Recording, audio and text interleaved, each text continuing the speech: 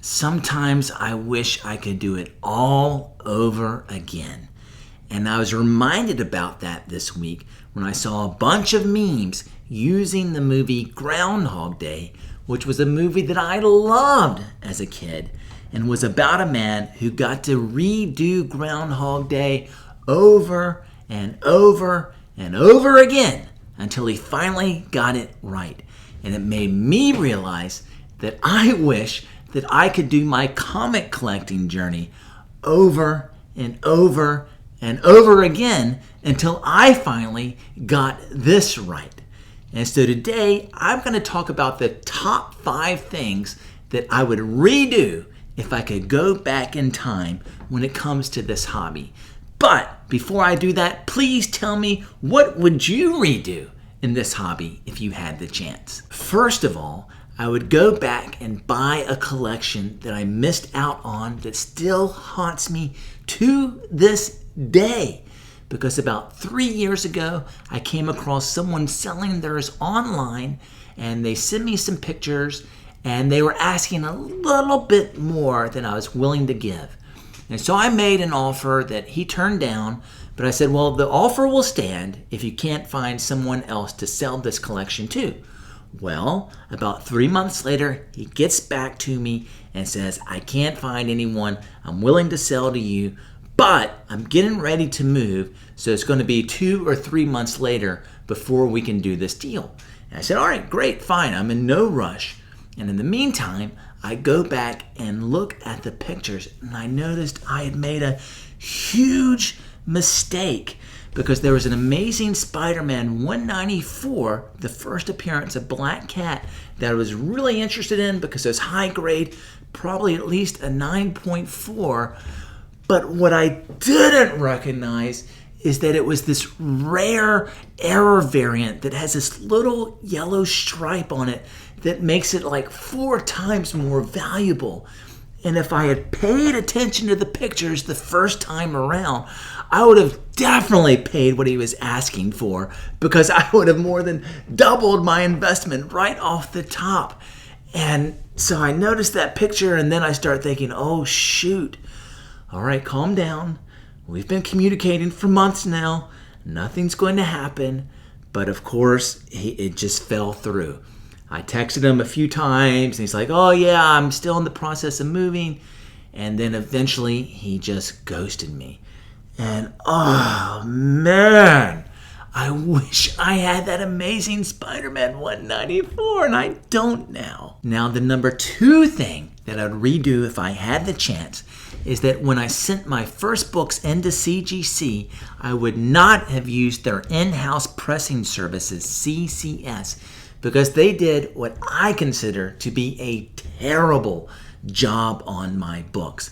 And I used them because I was inexperienced, and I have had a lot of bad luck with USPS, and so I just wanted to ship the books once rather than shipping them to a presser who then had to ship them a second time to CGC, and I want to save some money on those shipping charges. But man, oh man, I wish I could redo it, especially because some of the books that I submitted were from my childhood collection and books that I bought off the newsstand, like this Amazing Spider-Man number 361.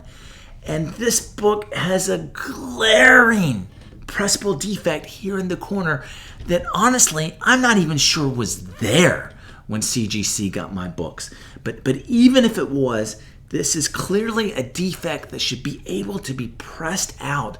And it's large enough, I mean, it's a big pressable bend, that I'm confident it knocked this book down into the 8s. And it should probably be at least a 9, maybe even up to a 9.4 if this book had been pressed right. And it just stinks because this isn't just any ASM 361. I mean, it's one thing if I bought this in a collection and it came back as an 8.5 and I'd be like, oh yeah, just blew some money. Too bad, wasn't worth it. But this is the one that I love, the one that I bought as a little wahoo.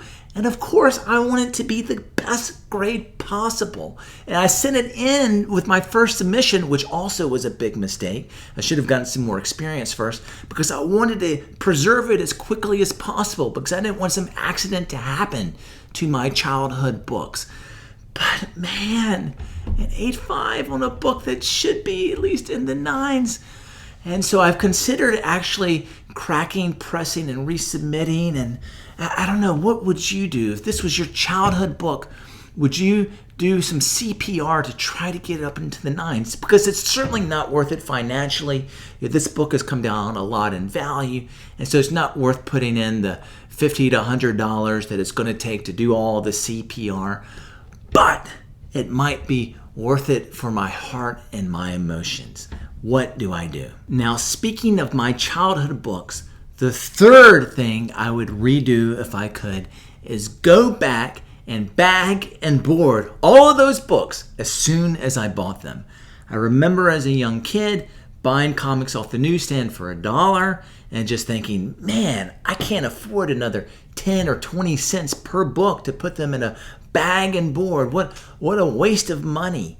Because I just wanted to buy as many comics as I could. And that meant, well, if I buy bags and boards, there's going to be a comic or two less that I can buy.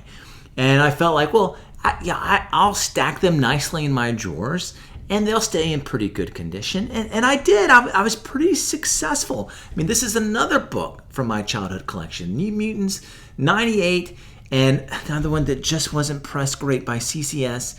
And it still came back in a 9.2. I think this book would at least be a 9.4 if it was pressed by someone else. But that means that I kept my collection basically near mint. And back in those days, you didn't have grading services. So, I could have passed this. I was like, oh, yeah, these books are still basically near mint. I don't need a bag and board. And again, I did my very best to take care of them. I knew I wanted to do that. And I knew comic books could gain value. But I didn't realize what the difference would be in a 9.2 and a 9.8 of this book one day. And probably I could have a 9.8 newsstand of New Mutants 98 that I bought as a kid if I had only bagged and boarded it.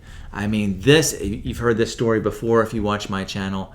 This was in a drawer stacked with some other books for over 30 years. And yet it still gets a 9.2 with poor CCS pressing. Oh, what could have been if I had just used bags and boards. Now, the fourth thing that I would redo if I could go back in time is that I would head straight to 2021 and not get caught up in all of the speculation that was happening during the comic book boom. Because I bought so many $3 books that had first appearances of some random character, like Defenders number 143, the first appearance of the Runner, because I just knew that character was going to show up in the MCU. I mean, if Arthur Harrow could show up in Moon Knight, then certainly the Eternals is going to feature the Runner. And so I ran and bought 10 copies just knowing I was going to be able to turn each of those $3 investments into $50 as soon as a trailer showed the Runner. Well, lo and behold, he hasn't shown up and the boom is gone. And so I've got a stack of random copies of Defenders 143 wasting space in my house. Now, thankfully, most of the books that I speculated on were fairly affordable like that one. And so it's not a huge loss to just have those books taking up space. But there is one that makes me sick to even have it. I hate this book now, this particular copy especially. I still like the book and would actually like to have a high grade copy of this book one day. But it's Fantastic Four 94, the first appearance of Agatha Harkness.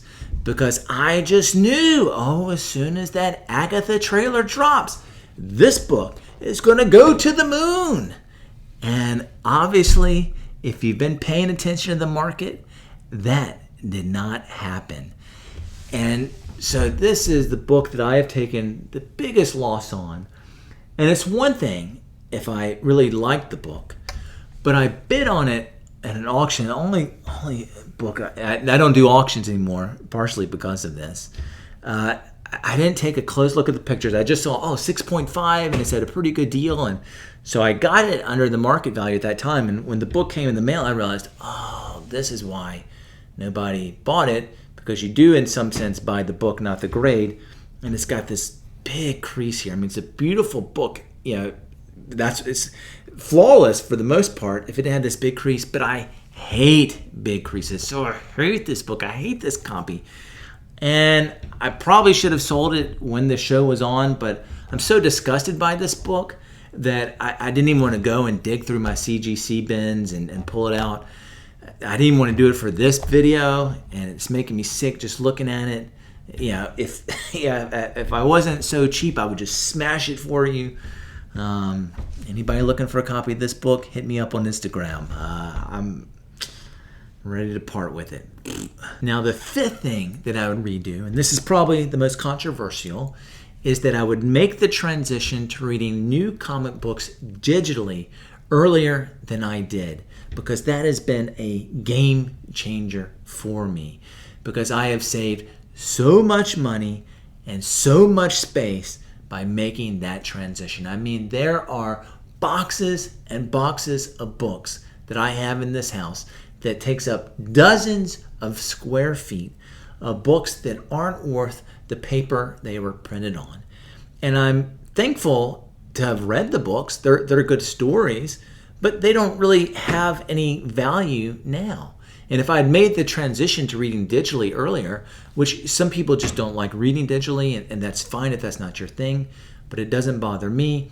I read a lot of regular books digitally. I have a Kindle. It's pretty much the only way I really read. I could have saved so much money that I could put towards vintage comic books, which is what I enjoy as a collector. I'm both a reader and a collector. I like to read new and old, but I like to collect old vintage comic books. And so much money and square footage could have been saved if I had just made that transition earlier. But you tell me, what would you redo in this hobby if you had the chance? Again, if you haven't subscribed to this channel, please consider doing so. Like, comment, thank you.